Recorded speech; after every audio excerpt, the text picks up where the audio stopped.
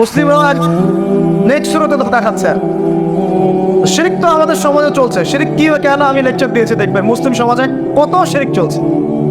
রাস্তাঘাটে উঠতে বসতে পেপার পত্রিকা খুললেই শিরক। পেপার খুলবেন রাশিফল, সিংহ রাশি কন্যা রাশি, দিনটা কেমন যাবে বিশ্বাস করলে মুশরিক হয়ে যাও। রাস্তার পাশে টিয়া পাখি দিয়ে ভাগ্য পরীক্ষা করছে, হাতটা দেখে দেন তো ভাই কি আছে, বললেই শিরক হয়ে যাও। আন্দি বিক্রি করছে, আন্দি পড়লে রোগ ভালো হয়, হাতে দিল রোগ ভালো হবে এই উদ্দেশ্যে মুশরিক। হাতে দিয়েছে রোগ ভালো হবে, আমার ডায়াবেটিস ভালো হয়ে যাবে, বিসমিল্লাহ, ব্যাস মুশরিক নাউজুবিল্লাহ। এই আকীদা নিয়ে পড়লেই মুশরিক। মুসলিম সমাজে অহরহ শিরক আছে। বাসায় মা বোন যারা আছে অনেকেই দেখা যায় চুল আশ্রয় চিরুনি পরে গেলে বলে আজকে মেহমান আসবে। কি আসবে আজকে? মেহমান আসবে আজকে, বললেই শিরক। বাসা থেকে বের হচ্ছেন, আপনার পাঞ্জাবিটা একটু আটকে গেছে, আপনার স্ত্রী বলছে একটু বসে যান, অমঙ্গল হতে পারে, বসেন, বাস মুশরিক, শিরক হয়ে গেল। মুসলিম সমাজে রঞ্জ শিরক। এখন আবু জাহেলের যুগে শিরক ছিল, এগুলো বলতে থাকলে এটা নিয়ে আলোচনা করতাম। আলোচনার টপিক আমার আসতে হলো আবু জাহেলের যুগে কি ছিল ভাই? শিরক ছিল। সমাজে রঞ্জে শিরক ছিল। এখনকার সমাজেও শিরক আছে। তারা লা ইলাহা ইল্লাল্লাহ না পড়ে শিরক করতো, আমরা পড়েও শিরক করি। আল্লাহ পাক আমাদের সবাইকে শিরকের পাপ থেকে হেফাজত করুন বলিয়া। এই একটা পাপ যদি কেউ না করে ইনশাআল্লাহ সে জান্নাতে যাবে। যতই পাপ করুক না কেন, জেনা করেছে, মদ খেয়েছে, মিথ্যা বলেছে, অনেক কিছু করেছে, শুধু শিরকের পাপ করে নাই, আল্লাহ তাকে মাফ করে দিবেন ইনশাআল্লাহ। বিশ্বাস করলেন না কথাটা? নবীজি বলেছেন এই উম্মতের যে কোনো ব্যক্তি যতই পাপ করুক না কেন আল্লাহ পাক সমস্ত পাপ মাফ করতে পারেন, কিন্তু শিরকের গুনাহ আল্লাহ পাক মাফ করবেন। তওবা করে যদি মারা না যায় মাফ করবেন। একটা এক্সাম্পল দিয়ে বোঝাচ্ছি তাহলে ক্লিয়ার হয়ে যাও। মনে করেন কেউ একজন জেনা করেছে, তওবা করার সুযোগ হয় নাই, মারা গেছে, নাউজুবিল্লাহ। এখন আল্লাহ পাক কিয়ামতের মাঠে এই জেনার পাপটা মাফ করে দিতে পারেন, যদিও সে তওবা করে নাই। আল্লাহ পাক এই পাপটাও মাফ করতে পারেন। কিন্তু একজন ব্যক্তি শিরক করেছে, তওবা করে নাই, কিন্তু এই অবস্থায় যদি কাল কিয়ামতের মাঠে আল্লাহর সাথে সাক্ষাৎ করে, আল্লাহ তার গুনাহ মাফ করবেন। এই শিরক আর অন্য পাপের এই হলো পার্থক্য। তাহলে সবচেয়ে কোন বিষয়টা থেকে আমাদের বেঁচে থাকা উচিত ভাই? শিরক কি ও কেন, একটা বই পাওয়া যায়, কিনে নেবেন। কিতাবুত তাওহীদ একটা বই আছে, পড়ে নেবেন। কুরআন সুন্নাহর আলোকে বিশুদ্ধ আকীদা এরকম অনেক বই পাওয়া যায়। আর আকীদা সংক্রান্ত একটা অনবদ্য বই হলো আল আকীদা আত-তাহাওয়িয়া। এই 4-5টা বই পড়লে আপনার শিরকের কনসেপ্ট ক্লিয়ার হয়ে যাবে। আল্লাহ পাক আমাদেরকে পড়াশোনা করার তৌফিক দেন। এবার আসেন, আবু জাহেলের যুগে ছিল সুদ বোঝেন কিনা? 100 টাকা দিলাম, 105 টাকা দেওয়া লাগবে। 1 লাখ টাকা দিলাম, 1,01,000 টাকা দেওয়া লাগবে। 1,01,000 টাকাও যদি দেন, ওই 1 টাকাই সুদ। সুদ তো আমরা বুঝি না। এখন তো পেপার মানির মধ্যেও সুদ আছে, ইলেকট্রনিক মানির মধ্যেও সুদ আছে। সামনে একটা আসবে অচিরেই ক্রিপ্টোকারেন্সি, বিটকয়েন, ওটার মধ্যেও সুদ থাকে। সুদ ভিত্তিক ইকোনমিক সিস্টেম দিয়ে পুরো বিশ্বটাকে অক্টোপাসের মতো পেঁচিয়ে ধরা হয়েছে। মানে এটা যদি ওয়ার্ল্ড হয়, এটাকে চেপে ধরছে এভাবে, সুদ দিয়ে এভাবে চেপে ধরছে। আপনি বেরিয়ে হইতে পারবেন না, কিন্তু বের হতে পারবেন না। যারা যে মার্শাল আর্ট প্র্যাকটিস করে ওরা জানে কিছু লক আছে, লক মানে যখন 1-on-1 ব্যাটেল হয়, রিংয়ে যারা বক্সিং খেলে, মার্শাল আর্ট জানে, রেসলিং খেলে, এরা কিছু লক করতে পারে। লক মানে কিছু মারবে না আপনাকে, জাস্ট লক করে রেখে দিয়ে নড়তে পারবেন না, বুঝছেন? তো এরকম লক করে রেখে দিচ্ছে পুরো বিশ্বটাকে। এখন সুদ, বেরোতে পারবেন না। আপনি বেরোতে পারবেন কোথায়? যদি মনে করে আপনি খুব এই যে গ্রামে বাস করছেন, এখানে সমাজের লেনদেন করেন না, নিজে চাষবাস করেন, নিজে খান, তখন আপনি হয়তো বেঁচে থাকতে পারবেন। মার্কেটে গেলেই সুদে পড়তে হবে আপনাকে। এটা কি পসিবল? একা থাকা সম্ভব? অতএব সমাজে থাকতেই হবে। এখন সমাধান কি? ফাত্তাকুল্লাহ মাস্তাতা'তুম, সাধ্য মতো আল্লাহকে ভয় করেন, সাধ্য মতো আল্লাহকে ভয় করে। ইচ্ছা করে সুদের সাথে সম্পৃক্ত হয় না।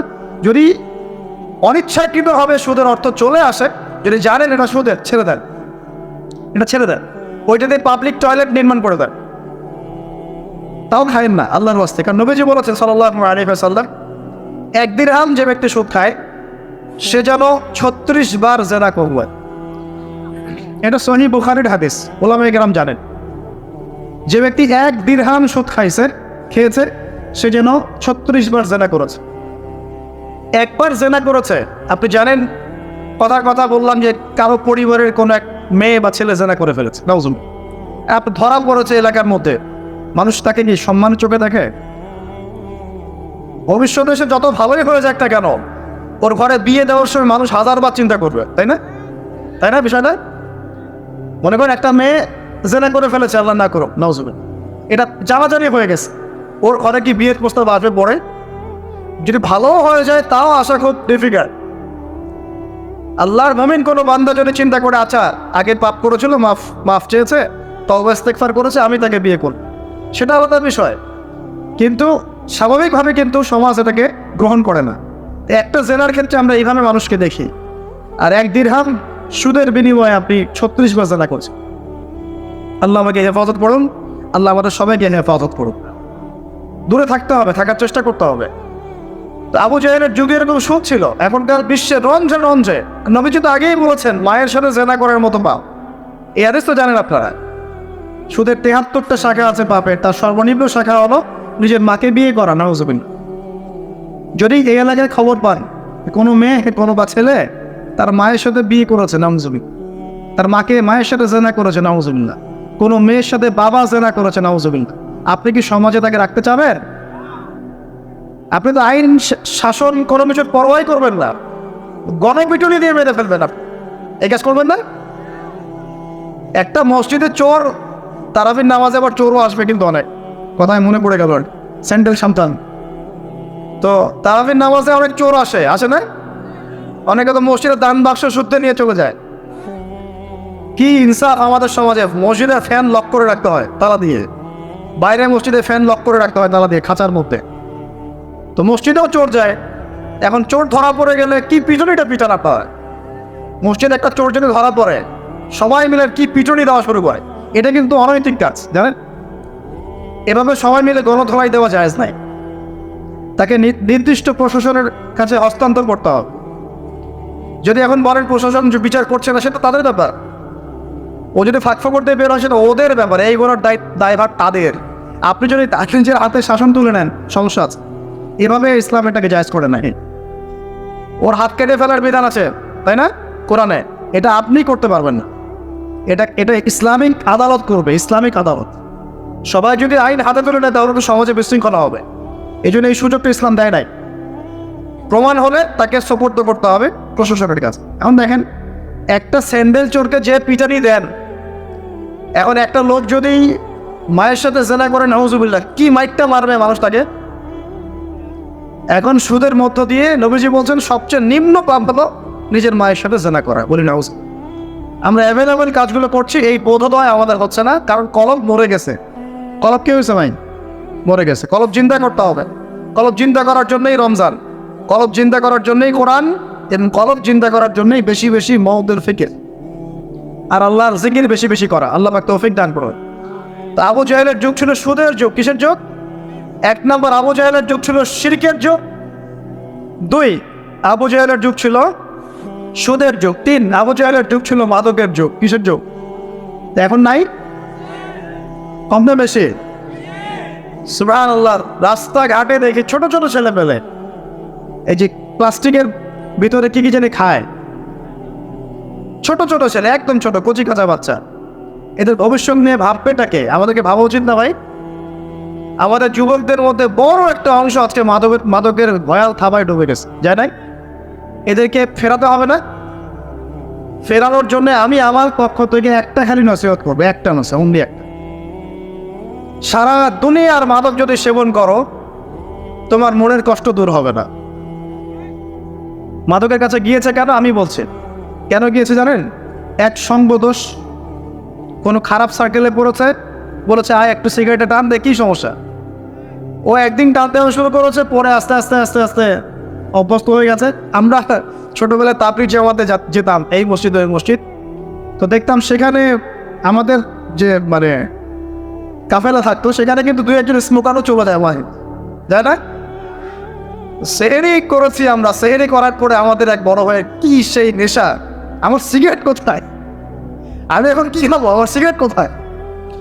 তাবলিগ জামাতে। তারপরে মাশাআল্লাহ উনি তাবলিগ জামাতে গিয়ে আলহামদুলিল্লাহ এখন আল্লাহ ওলি হয়ে গেছেন। মানুষ এরকম মানুষ আছে না, সিগারেটের চেইন স্মোকার, নেশা। তো দেখুন ওই স্মোক করতে গিয়ে আস্তে আস্তে বড় নেশা চলে গেছে, সঙ্গদোষ। 2 নম্বর, ওই যে একটা প্রেম করছে জীবনে, প্রেমিকা ছেড়ে চলে গেছে, ওর ধারণা যে দুনিয়ার সব আমার চলে গেছে। একটা মেয়ে, মেয়ের অভাব নাকি দুনিয়ায়? মেয়ের অভাব মনে করেন? শেষ জামানায় একটা ছেলের ঘাড়ের মধ্যে 40টা মেয়ে থাকবে। আরে ভাই 40টা বউ না, 40টা মেয়ে, মহিলা। মানে আপনার ঘাড়ে থাকবে আপনার স্ত্রী, আপনার কন্যা, আপনার মা, আপনার বোন, আপনার শাশুড়ি, আপনার খালা, সব আপনার ঘাড়। শেষ জামানায় মেয়েদের সংখ্যা আস্তে আস্তে বাড়তে থাকবে, ছেলেদের সংখ্যা আস্তে আস্তে কমতে থাকবে। যুদ্ধ বিগ্রহ বেশি হবে, ছেলে মানুষ একটু বেশি মারা যায় না, বাইরে চলাফেরা বেশি করে, অ্যাক্সিডেন্ট আছে, রোড অ্যাক্সিডেন্ট, এই সেই, যুদ্ধ বিগ্রহ। এমনি গড়াইও ছেলেদের কম, আর ছেলেদের জন্মহার কিন্তু মেয়েদের চেয়ে কম। আর শিশু ছেলে মারা যায় বেশি, মেয়েরা মারা যায় কম। ছেলেরা এমনিতেই সংখ্যায় কম হবে, আর শেষ জামানায় মেয়েদের সংখ্যা আরও বেশি বাড়তে থাকে। তো একটা মেয়ে চলে গেছে, ব্যাস আপনি জীবনটা নষ্ট করে ফেললেন। কি হয়েছে? আর এগুলো কিন্তু কোনো ভালোবাসা না, এগুলো হচ্ছে একটা আবেগ। এটার নাম কি ভাই? এটা জাস্ট একটা আবেগ। অনেক হুজুর দেখে এখন প্রেম বিশেষজ্ঞ হয়, আপনাদেরকে ওয়াজ করে। হ্যাঁ, দেখা হইলে আমি বলবো তার সাথে যে এইসব প্রেমের সুরসুরি মার্কা ওয়াজ বন্ধ করতে। এগুলো দিয়ে যুবকদের উপকার হচ্ছে না। কারণ বিয়ে না করলে সংসার বুঝবেন কিভাবে? বিয়ে না করলে আপনি সংসার বুঝবেন কিভাবে? মনে করেন আমি বিয়ে শাদী করি নাই, আমি আপনাকে কি বিয়ের ওয়াজ করব? আমার তো অভিজ্ঞতাই নাই। আর মনে করেন আপনি 2টা বিয়ে করছেন, বলার কথা, এখন আপনি বলবেন বাপরে বাপ, এই কাজ ভাই আমি করছি, আপনারা করতে যান। কারণ আপনার অভিজ্ঞতা হয়েছে, অভিজ্ঞতা থেকে মানুষ শেখে না। তো সুরসুরি মার্কা ওয়াজ দিয়ে কি মানুষকে শেখানো যাবে? এই যে ছেলেরা মেয়েদের সাথে হারাম সম্পর্ক করে এক পর্যায়ে যে ছেঁকা খেয়ে মাদকের কাছে গেল, এখানে মূল সমস্যাটা ভালোবাসা না। এখানে মূল সমস্যাটা ছিল আপনি আপনার নফসের কাছে হেরে গেছেন, আপনি আপনার নফসের কাছে হেরে গেছেন, আপনি আপনার প্রবৃত্তির কাছে হেরে গেছেন। এটা ছিল একটা জেনা, একটা যৌনতা, এটা ভালোবাসা ছিল না। এটাকে আমরা বলবো আপনি হরমোনিয়াস হয়েছেন। হরমোন আপনার শরীর থেকে যে থ্রু করে, এই হরমোনের ফলে আপনি একটা হরমোনিয়াস হয়েছেন, দ্যাটস অল। আর যে মেয়েটা আপনাকে উঠতি বয়সে এইসব মিথ্যা প্রতিশ্রুতি দিয়েছিল, সেও ছিল একটা প্রতারক। কি ছিল একটা? সে নিজেও জানতো না যে সে নিজে কি করছে, সে নিজেও জানতো না সে চায় কি। তখন আপনিও বুঝতেন না আপনি কি চান। এইগুলো আর জীবন, জগৎ, বাস্তবতা, রেসপন্সিবিলিটি সম্পূর্ণ আলাদা জিনিস। ভালোবাসার সংজ্ঞা কি তাহলে? ভালোবাসার সংজ্ঞা হচ্ছে, ভালোবাসার ডেফিনেশনটা হচ্ছে যে আপনি যাকে পছন্দ করেন, যাকে আপনি ভালোবাসেন, তাকে আপনি কতটুকু বোঝেন, এটা হলো ভালোবাসার ডেফিনেশন। আপনি তাকে বোঝেন কিনা, আপনি তার স্বপ্নের পাশে অংশীদার হতে পারছেন কিনা, তার যে লাইফের অ্যাম্বিশন, এখানে আপনি তার পাশে সাথ দিতে পারছেন কিনা, তার হাত ধরে থাকতে পারছেন কিনা, সে হোঁচট খেলে আপনি তার পাশে থাকতে পারছেন কিনা, হ্যাঁ, সে খারাপ সময় পার করলে আপনি তাকে সাপোর্ট দিতে পারছেন কিনা, আপনি তাকে কনফিডেন্স দিচ্ছেন কিনা, এগুলো ভালোবাসা। আমরা আমাদের সন্তানদেরকে ভালোবাসি না? সন্তান পড়ে গেলে আমরা হাত ধরে তুলি, ওঠো, কিছু হয়নি, আবার যাও, এটা তো ভালোবাসা। আর এই যে নোংরা জেনা, হারাম অ্যাফেয়ার্স, এটা মূল জিনিসটা যৌনতা। এটা কি জিনিস ভাই? যৌনতা। যারা বলে না এখানে একটা ডিভাইন লাভ আছে, ঐশ্বরিক লাভ, আমি বলি একটা প্রতারণা। ঐশ্বরিক লাভ না, এটা হচ্ছে শয়তানি লাভ। কারণ কি দেখেন, মনে করেন আপনি তাকে খুব ভালোবাসেন, সে আপনাকে অনেক ভালোবাসেন, তাহলে এখন তার সাথে দেখা করেন না, দেখাটা বন্ধ করে দেন, হাত ধরেন না, জড়াই ধরেন না, শারীরিক সম্পর্ক করেন না। আপনি এখানে তার সাথে পর্দা মেনটেন করেন, দেখেন পারেন কিনা। সে বলবে না আমি রাজি না। মেয়েও রাজি হবে না, ছেলেও রাজি হবে। মেয়েও একটু সুরসুরি পছন্দ করে, ছেলেও পছন্দ। আর এদিকে তো বিয়ে কঠিন করে ফেলা হয়েছে, এদিকে আবার পর্নোগ্রাফি ছড়ায় দেওয়া হয়েছে। তো সব মিলায় এরা নিজের চরিত্রকে হেফাজত করতে ব্যর্থ হচ্ছে। সলিউশন কি? সলিউশন হচ্ছে ভালো কাজে ব্যস্ত থাকা, নামাজ ঠিকঠাক মতো পড়া, কোরআনকে সময় দেয়া, রিজিকের সোর্স তৈরি করে আল্লাহর কাছে একজন নেককার মেয়ে চেয়ে নেয়া, এবং দিনদারিতে দেখে একটা মেয়েকে বিয়ে করে ফেলা। বিয়ে করবেন জাস্ট যখন আপনি কবুল বলবেন আল্লাহ পাকের কালিমাকে সাক্ষী রেখে, আপনি ফিল করবেন যে তখনই আল্লাহর পক্ষ থেকে এই অপরিচিত একটা মানুষের প্রতি আপনার একটা মহব্বত তৈরি হয়ে যাবে। এটাই ভালোবাসা, এটাই ভালোবাসা। আর এটা আল্লাহ রাব্বুল আলামিন সূরা রুমের মধ্যে বলেছেন। সূরা রুমে আল্লাহ বলেছেন ওয়াজআলা বাইনাহুম মাওয়াদ্দাতা ওয়া রাহমা, আমি আল্লাহ তাদের মাঝখানে মহব্বত এবং ভালোবাসা সৃষ্টি করে দিই। আল্লাহু আকবার, আল্লাহ সৃষ্টি করে দেন। আমাদের নারীদেরকে দেখবেন, নানা নাই, দাদা নাই, দাদি নারীদেরকে দেখবেন, বলবে না আমি আমার স্বামীর ভিটা ছেড়ে কোথাও যাব না, বলে না? তাদের বিয়ে হয়েছিল, দেখা যায় দাদার বয়স ছিল তখন 16 আর দাদির বয়স ছিল তখন 14। এখন তো করা যাবেই না, এটা করলে আপনাকে শাস্তির আওতায় নিয়ে আসবে। তবে 16 বছর বয়সে আপনি জেনা এখন করতে পারেন, ঠিক আছে? নাউজুবিল্লাহ। নানির বয়স ছিল 10, 12, নানার বয়স ছিল 20। এসব সময় বিয়ে হয়েছে না? 30, 40, 50 বছর সংসার করছে, কোনোদিন সংসারে ভাঙর পায় না। আচ্ছা না আমার, এটা ভালোবাসা। একজন আরেকজনের সম্মান বুঝতে শেখা, একজন আরেকজনের পাশে থাকা, একজন আরেকজনের স্বপ্নের পাশে থাকা, ওজট খেয়ে পড়ে গেলেও হাত ধরে উঠা, পিছন থেকে কনফিডেন্স দেওয়া, তাকে বোঝা, রেসপেক্ট করা, সবচেয়ে বড় কথা বিশ্বাস করা। কি করা? ভিতর থেকে বিশ্বাসটাই হচ্ছে ভালোবাসার সবচেয়ে বড় নিদর্শন। বিশ্বাস নাই, এখানে ভালোবাসার কোনো দামই নাই। তো যেটা আপনি মাদকে যেদিক দিয়ে গিয়েছেন, এটা একটা জেনার রাস্তা ছিল। কিসের রাস্তা ভাই? শয়তান আপনাদের এখানে গেম খেলেছে।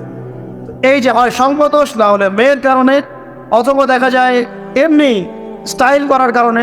খাই সবাই, আমি একটু খাই, সমস্যা। কেউ কেউ একটু গুন্ডা মাস্তানি করতে পছন্দ করে, হকি স্টিক নিয়ে দৌড়াদৌড়ি করবে। ওই যে বলেছে একদিন 4-5 জন 10 জন মিলে একটা ছেলেকে মেরে ফেলা দিল।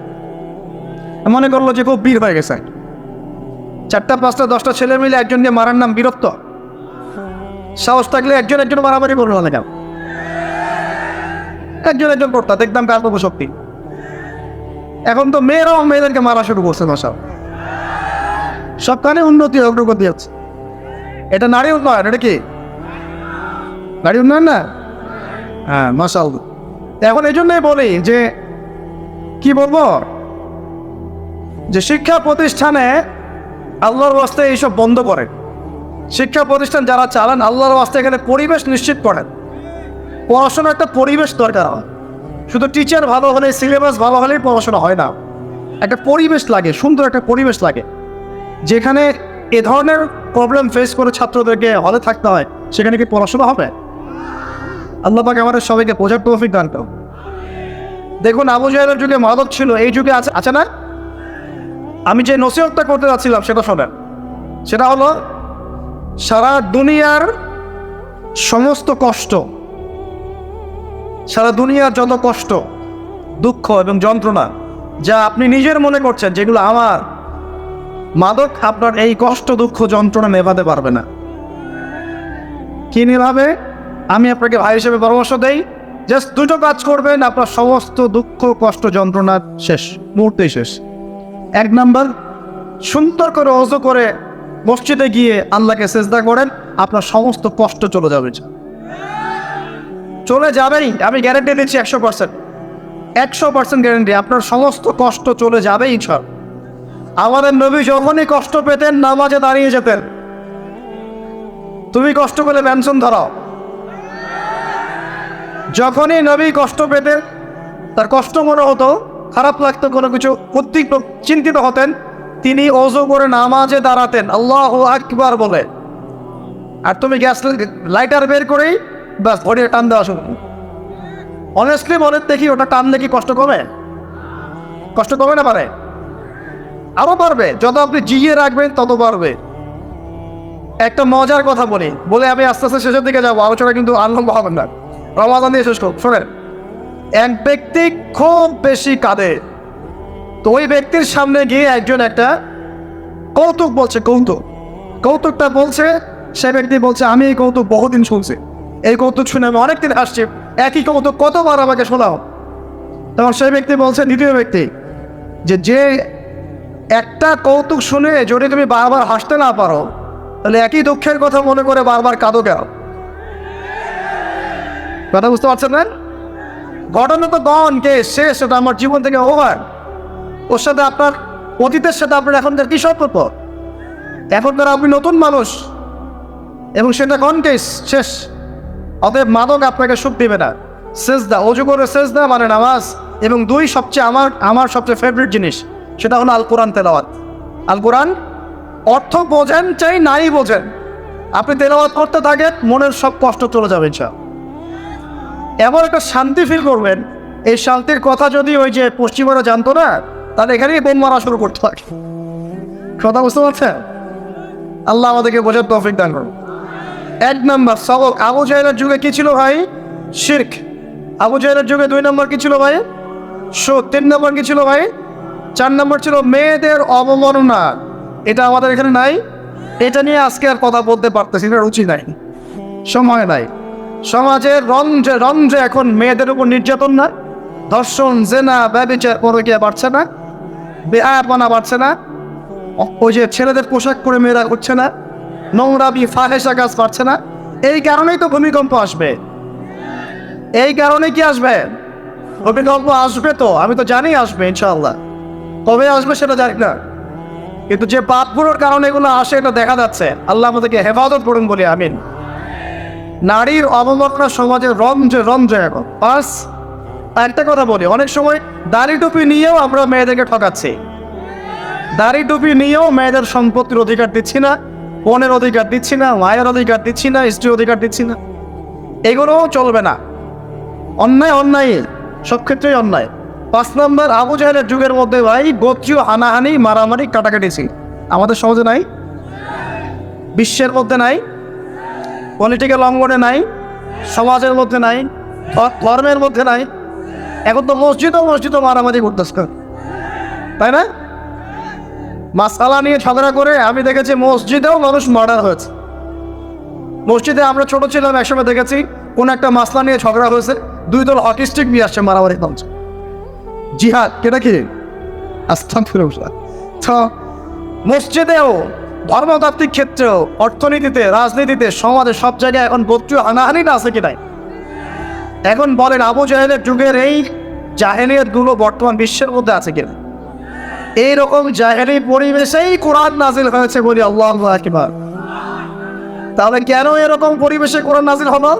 যাতে এই পরিবেশটা পরিবর্তন করা যায়, যাতে এই আবু জাহেলের এই জাহেলি পরিবেশটাকে দূর করে একটা আলোকিত সমাজ প্রতিষ্ঠা করা যায়। এজন্য কোরআন নাজিল হয়েছে বলি আল্লাহু আকবার। কোরআন শুধু তাবিজ করার জন্য নাজিল হয় নাই, পানি পরে খাওয়ার জন্য নাজিল হয় নাই, 40 আর মিলাদ পড়ার জন্য নাজিল হয় নাই, যে ঘরের মধ্যে রেখে দিয়েছেন উপরে, মাসে বছরে একবারও খুলে বের করে দেখেন না। এই কারণে কোরআন নাজিল হয় নাই। আবু জাহেলের যুগ পরিবর্তন করার জন্যে মুহাম্মদ সাল্লাল্লাহু আলাইহি ওয়াসাল্লাম চিন্তা করতেন কেমনে পরিবর্তন করবেন। হেরা গুহায় বসে তিনি চুপচাপ ভাবতেন। এই যে বলি আমরা হেরা গুহায় বসে তিনি ধ্যান করতেন, আসলে তিনি ধ্যান করতেন না। এখানে ধ্যান শব্দ না, শব্দ হচ্ছে মোরাকাবা। শব্দ কি? মোরাকাবা, আত্মপর্যালোচনা। মানে আমি কিভাবে এই জাহেলি মানুষগুলোকে চেঞ্জ করব, এই চিন্তা। এক পর্যায়ে আল্লাহ বা কোরআন নাজিল করলেন আল্লাহু আকবার। তার মানে কোরআন কেন নাজিল হলো? আবু জাহেলের যুগটাকে চেঞ্জ করার জন্য।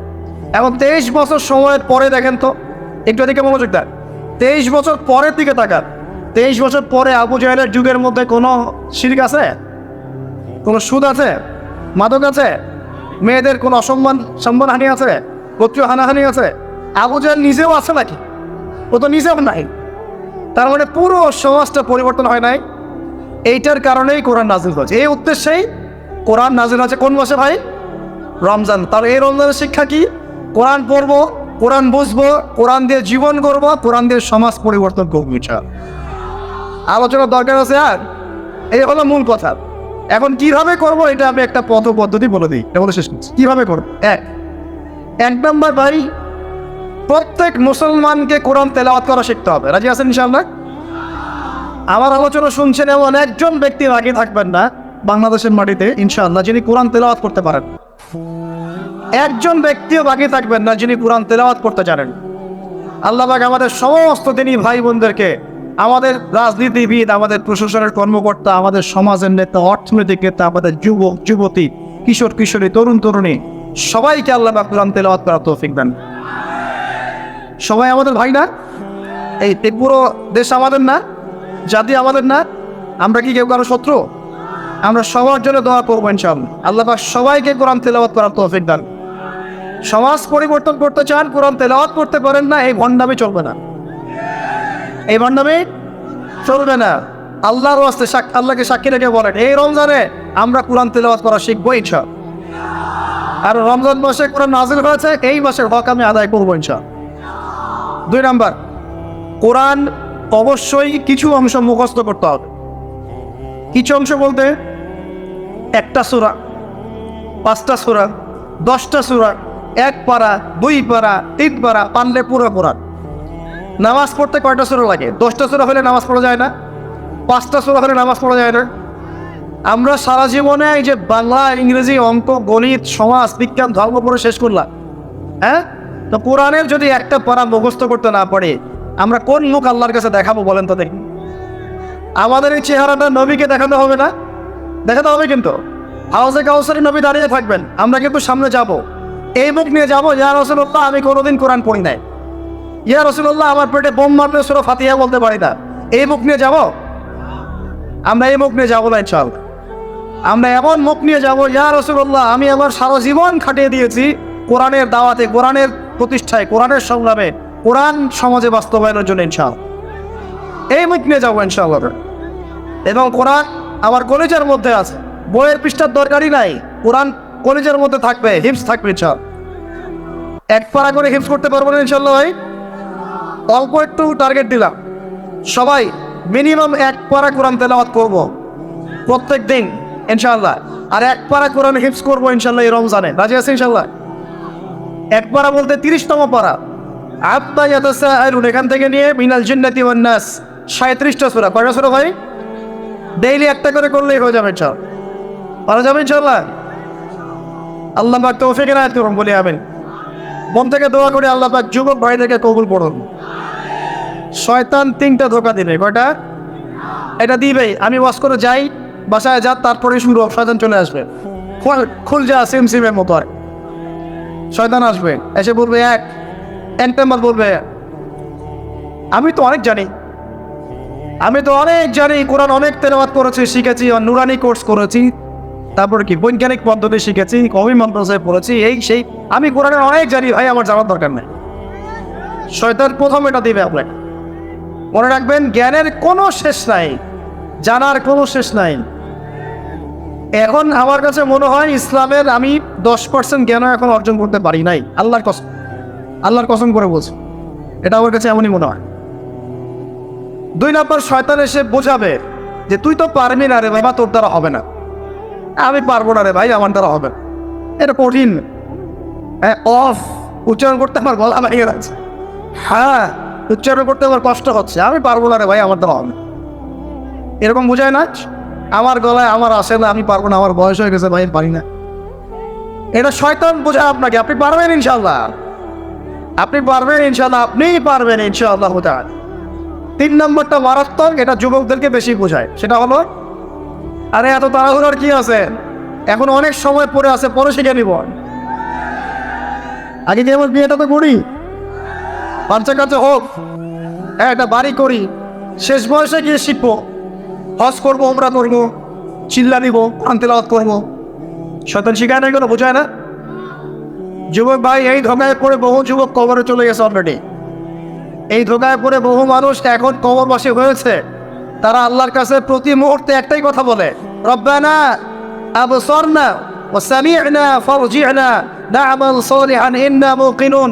হে আল্লাহ, আমরা আজকে দেখতে পারছি, পরকাল আমরা দেখেছি, পরকাল শুনেছি, বুঝেছি। আল্লাহ, তুমি আমাদেরকে একটাবার খালি দুনিয়ায় ফেরত দাও, না'মাল সালিহান, আমরা সৎ কাজ করে আবার ফিরে আসবো। সব সময় বলতে আছে পরকালবাসী, এখন সব সময় বলতে আছে, আল্লাহ ফিরাই দিবেন। ব্যাস এতটুকু মনে রাখেন, শয়তানের 3টা ধোঁকা দিবে, আল্লাহ আপনাকে বোঝার তৌফিক দেন।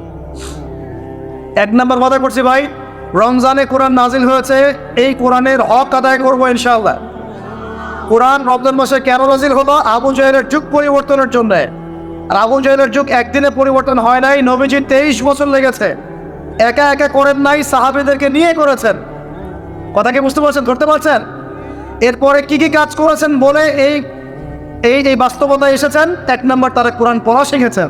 আমরা সবাই কোরআন পড়া শিখবো।